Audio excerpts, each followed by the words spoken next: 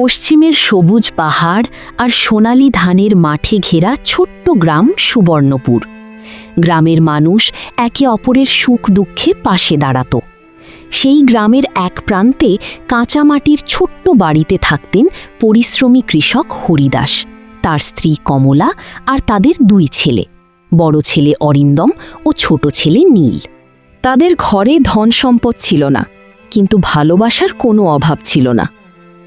নীল, দেখ, আমি আজ সবচেয়ে বড় কাঁঠালটা খুঁজে পেয়েছি।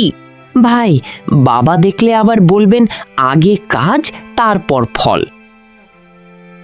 হরিদাস মাঠ থেকে ফিরে দুই ছেলেদেরকে বুঝিয়ে বলল, বাবারা, মনে রেখো, জমি মানুষকে খাবার দেয়, কিন্তু মানুষের আসল পরিচয় তার সততা। বাবা, আমি বড় হয়ে তোমার মতো সৎ কৃষক হব। কৃষক হওয়ার আগে ভালো মানুষ হও। ভালো মানুষ হলে সম্মান নিজেই তোমার কাছে আসবে। চলো সবাই হাত মুখ ধুয়ে খেতে এসো, আজ তোমাদের প্রিয় খিচুড়ি আর বেগুন ভাজা করেছি। হে কমলা, আসছি। তিনজনেই একসঙ্গে বসে খেতে লাগলো। মা, আমরা কি সবসময় এভাবেই একসঙ্গে থাকব? যতদিন পরিবারের মানুষ একে অপরকে ভালোবাসে, ততদিন কোনো ঝড় তাদের আলাদা করতে পারে না। ঠিক তখনই বাড়ির বাইরে দাঁড়িয়ে সবকিছু দেখছিল একজন মানুষ। সে ছিল হরিদাসের বড় ভাই মহাদেব। তার চোখে ভালোবাসার বদলে ছিল ঈর্ষা। মহাদেব ঘরে ঢুকল। দাদা, অনেকদিন পর এলে, এসো বসো। না না, বসবো না, ভাবলাম ছোট ভাইকে একবার দেখে যাই। কিন্তু তার চোখ বারবার জানলার বাইরে দেখা সবুজ জমির দিকে চলে যাচ্ছিল।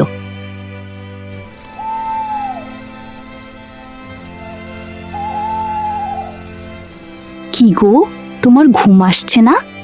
অনেক রাত হয়েছে তো, শুয়ে পড়ো এবার। দেখেছ, হরিদাসের জমি দিন দিন বাড়ছে। ও তো পরিশ্রম করে। পরিশ্রম নয়, আমার ওই জমি চাই। ও তো তোমার ভাই গো। সম্পত্তির সামনে সম্পর্ক টেকে না।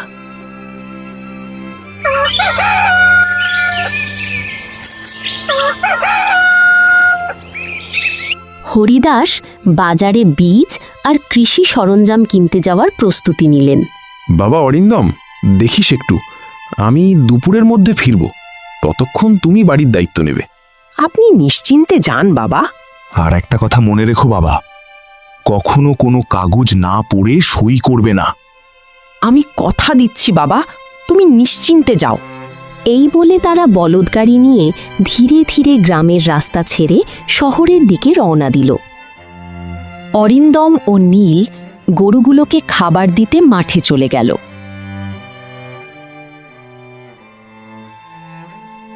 হঠাৎ গ্রামের এক কিশোর নামের ছেলে দৌড়ে এলো। অরিন্দম, তাড়াতাড়ি চলো, প্রধান সড়কে তোমাদের বাবা মায়ের গাড়ির বড় দুর্ঘটনা হয়েছে। তুমি কি বলছো কিশোর? চলো তো গিয়ে দেখি। এই বলে তারা দৌড়ে আসে। রাস্তার ধারে মানুষের ভিড়। রাস্তার মধ্যে পড়ে আছে ভাঙা বলদগাড়ি আর তার মা বাবা। অরিন্দম ও নীল কি তাদের বাবা মাকে জীবিত দেখতে পাবে, নাকি এই দিনটাই তাদের জীবনের সবচেয়ে বড় অন্ধকার হয়ে থাকবে? বাবা, ওঠো বাবা, কি হয়েছে বাবা তোমাদের? দেখো, আমি আর নীল এসেছি বাবা, ওঠো।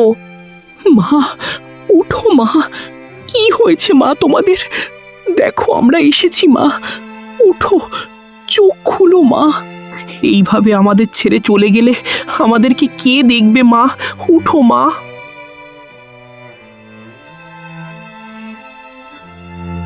কয়েক বছর পর গ্রামের মানুষের চোখে তখনও অশ্রু। হরিদাস ও কমলার শেষকৃত্য শেষ হয়েছে, কিন্তু দুই ছোট্ট ভাই অরিন্দম আর নীল যেন এখনও বিশ্বাস করতে পারছে না যে তাদের বাবা মা আর কোনোদিন ফিরে আসবেন না। আহারে, এই ছেলেগুলোকে দেখে আমাদের চোখে জল চলে আসে। তাদের মা বাবা ছেলেগুলোকে ছেড়ে চলে গেল, ছেলেগুলো এখন অনেক একা। হ্যাঁ রে, তুই ঠিক বলছিস গোপাল। ছেলেগুলো এখন অনেক একা। কি করার আছে বল? তাদের মা বাবা এই কটা দিনের জন্যই তাদের সাথে ছিল। আমরা সবাই মিলেমিশে তাদের সাহায্য করব। নদীর ঘাট থেকে ফেরার পথে নীল আর অরিন্দম চুপচাপ হাঁটছিল। দাদা, বাবা কি সত্যিই আর কখনো ফিরবে না? বাবা আমাদের চোখের সামনে নেই, কিন্তু তার শেখানো কথাগুলো সব সময় আমাদের সঙ্গে থাকবে। গ্রামের প্রধান হরেন মণ্ডল সামনে এগিয়ে এলেন। বাবারা, তোমরা একা নও, পুরো গ্রাম তোমাদের পাশে আছে। বাবারা, এবার তোমাদের দেখাশোনার দায়িত্ব নেবে মহাদেব। মহাদেব, এখন থেকে ওদের দেখাশোনার দায়িত্ব তোমার। চিন্তা করবেন না, ওরা আমার নিজের সন্তানের মতোই থাকবে। দূরে দাঁড়িয়ে কুসুমের মুখে যেন অদ্ভুত এক উদ্বেগ ফুটে উঠল। অরিন্দম আর নীল তার কাকার সঙ্গে সন্ধ্যার আগেই দুই ভাই তাদের ছোট্ট কাঠের বাক্স, কয়েকটি জামা কাপড় আর বাবা মায়ের একটি ছবি নিয়ে মহাদেবের বাড়িতে পৌঁছালো। কুসুম দরজায় দাঁড়িয়ে তাদের স্বাগত জানালেন। এসো বাবা, আজ থেকে এই বাড়িটাও তোমাদের। আজ থেকে তোমরা এই বাড়িতে থাকবে। কাকিমা, আমরা কি এখানে থাকলে আপনাদের কষ্ট হবে না তো? এ কি বলছো বাবা? আমি তো তোমাদের মায়ের মতোই। তোমাদের জন্য এই বাড়ির দরজা সব সময় খোলা। রাত্রে সবাই ঘুমিয়ে পড়ার পর মহাদেব একা উঠোনে বসে নিজের মনে বলল, কি হয়েছে গো, উঠে পড়লে যে? ঘুম আসছে না নাকি?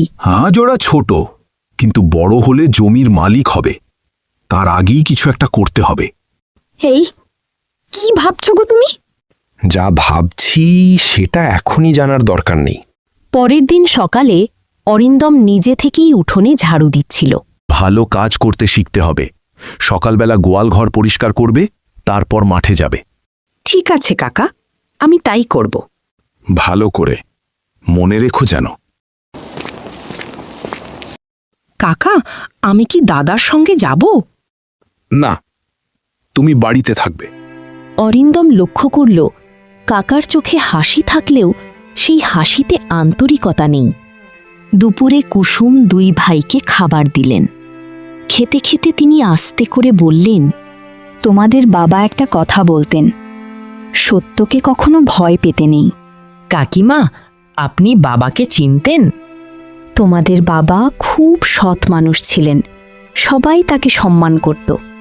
সেদিন বিকেলে অরিন্দম পুরনো গোয়ালঘর পরিষ্কার করতে গিয়ে দেয়ালের একটি ইট আলগা দেখতে পেল। সেখানে কৌতূহলবশত ইটটি সরাতেই ভেতর থেকে একটি ছোট লাল কাপড়ে মোড়ানো পটলি বেরিয়ে এলো।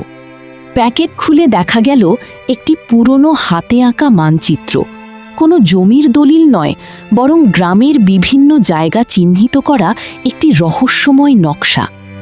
নিচে বাবার হাতের লেখায় মাত্র একটি লাইন, যদি কখনো অন্যায়ের মুখোমুখি হও, এই পথ তোমাকে সত্যের কাছে নিয়ে যাবে। অরিন্দম বিস্ময়ে স্থির হয়ে গেল। অরিন্দম কি এই মানচিত্রের রহস্য বুঝতে পারবে? হরিদাস কেন এমন একটি নকশা লুকিয়ে রেখেছিলেন? আর মহাদেব যদি এই মানচিত্রের কথা জানতে পারে, তাহলে সে কি করবে? পরের দিন ভোরে সূর্যের প্রথম আলো পড়তেই বড় ভাই অরিন্দম আর ছোট ভাই নীল গ্রামের পথে রওনা দিল। তাদের চোখে ছিল আশা, আর মনে ছিল বাবা মায়ের শেখানো সততার শিক্ষা। নীল, আজ থেকে আমরা আর কারো দয়ার ওপর বাঁচব না। নিজের পরিশ্রমেই নতুন জীবন গড়ব।